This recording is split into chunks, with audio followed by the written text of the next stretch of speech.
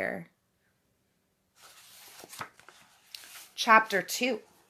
Willy Wonka's Factory. In the evenings, after he had finished his supper of watery cabbage soup, Charlie always went into the room of his 4 grandparents to listen to the stories, and then afterwards to say goodnight. Every one of these old people was over 90. So guys, they were over 90 years old. They're so old. They were as shriveled as prunes and as skinny as skeletons. And throughout the day, until Charlie made his appearance, they lay huddled in their one bed, 2 on either end, with nightcaps on to keep their heads warm, dozing the time away with nothing to do.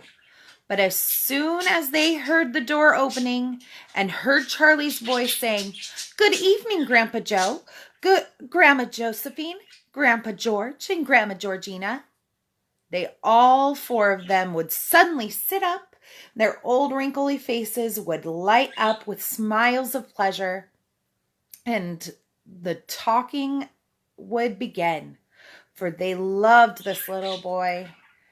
He was the only bright thing in their lives, and his evening visits were something that they looked forward to all day long. Often Charlie's mother and father would come in as well and stand by the door listening to the stories that the old people told, and thus, for perhaps half an hour every night, the room would become a happy place, and the whole family would forget that it was hungry and poor.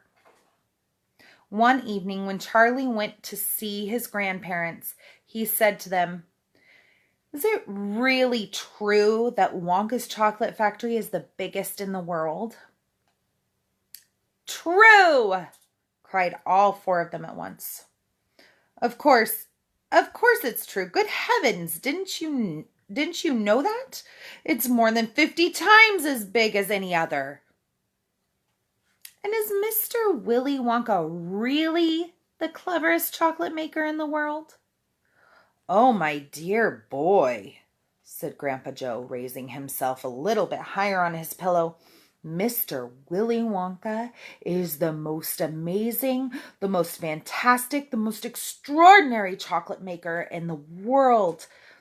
The most extraordinary chocolate maker in the world has ever seen. I thought everybody knew that." "I knew he was famous, Grandpa Joe, and I knew he was very clever." "Clever?" cried the old man. "He's more than that. He is a magician with chocolate. He can make anything he wants. Isn't that the facts, my dears?" The other 3 old people nodded their heads slowly up and down and said, "Absolutely true, just as true as can be." And Grandpa Joe said, "You mean to say I've never told you about Mr. Willy Wonka and his factory?" "Never," answered little Charlie. "Good heavens above! I don't know what's the matter with me." Will you tell me now, Grandpa Joe, please?" "I certainly will. Sit down beside me on the bed, my dear, and listen carefully." Grandpa Joe was the oldest of the 4 grandparents. He was 96 and a half. And that is just about as old as anybody can be.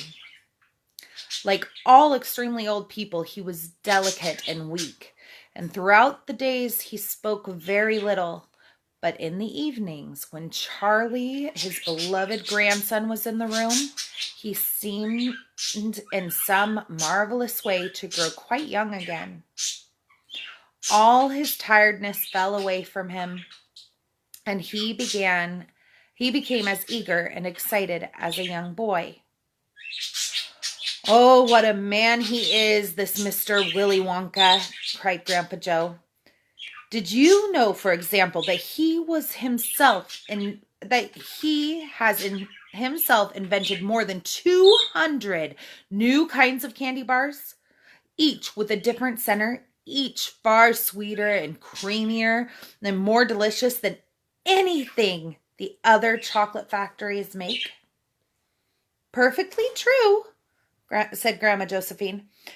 And he sends them to all the four corners of the earth. Isn't that true, Grandpa Joe?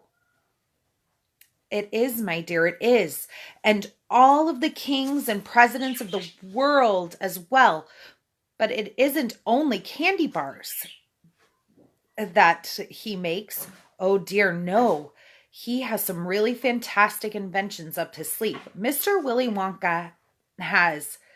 Did you know that he invented a way of making chocolate ice cream so that it stays cold for hours and hours without being in an icebox?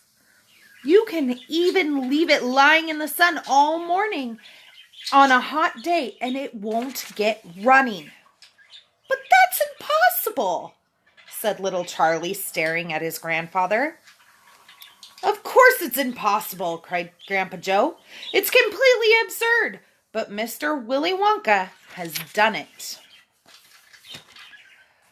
Quite right, the others agreed, nodding their heads. Mr. Wonka has done it. And then again, Grandpa Joe went on, speaking very slowly now, so that Charlie wouldn't miss a word. Mr. Willy Wonka can make marshmallows that taste of violets and rich caramels that change colors every 10 seconds as you suck them.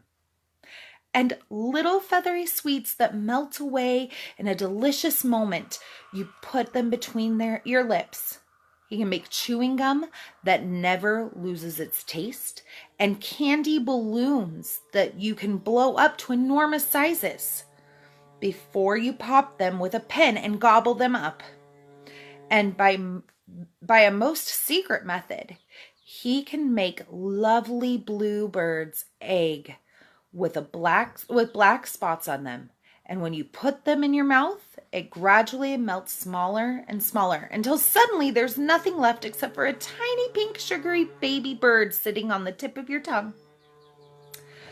Grandpa Joe paused and ran the point of his tongue slowly over his lips. It makes my mouth water just thinking about it, he said.